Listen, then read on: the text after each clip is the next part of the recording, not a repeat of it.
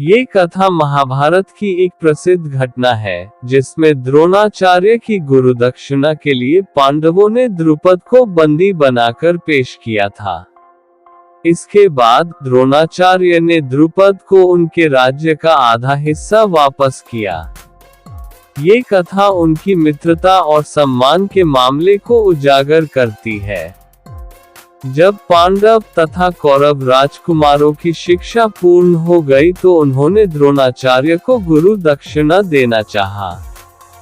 द्रोणाचार्य को द्रुपद के द्वारा किए गए अपने अपमान का स्मरण हो आया और उन्होंने राजकुमारों से कहा, राजकुमारों, यदि तुम गुरुदक्षिणा देना ही चाहते हो तो पांचाल नरेश द्रुपद को बंदी बनाकर मेरे समक्ष प्रस्तुत करो। यही तुम लोगों की गुरुदक्षिणा होगी।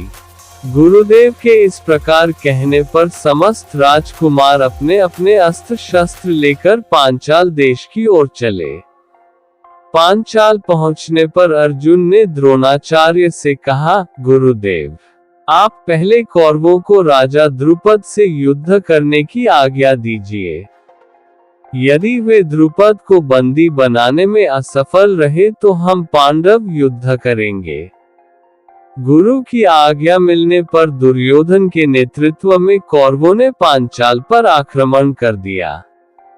दोनों पक्षों के मध्य भयंकर युद्ध होने लगा, किंतु अंत में कौरव परास्त होकर भाग निकले। कौरवों को पलायन करते देख पांडवों ने आक्रमण आरंभ कर दिया।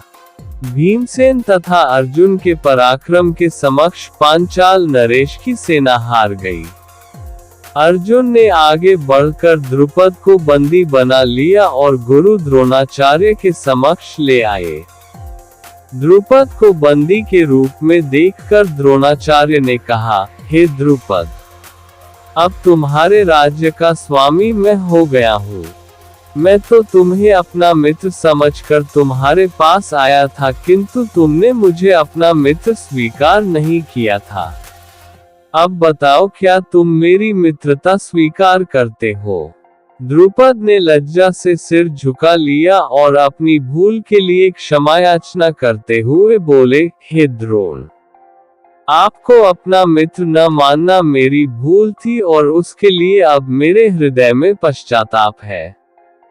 मैं तथा मेरा राज्य दोनों ही अब आपके अधीन है। अब आपकी जो इच्छा हो करें।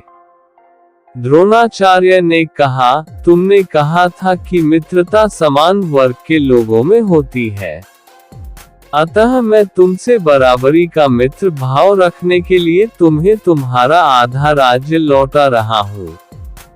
इतना कहकर द्रोणाचार्य ने गंगा नदी के दक्षिणी तट का राज्य द्रुपद को सौंप दिया और शेष को स्वयं रख लिया।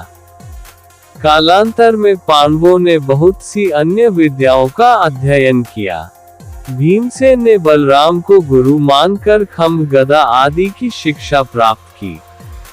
इस समय तक युधिष्ठिर के गुणों की प्रशंसा देश देशांतर में होने लगी। समय आने पर धृतराष्ट्र ने युधिष्ठिर को युवराज के पद पर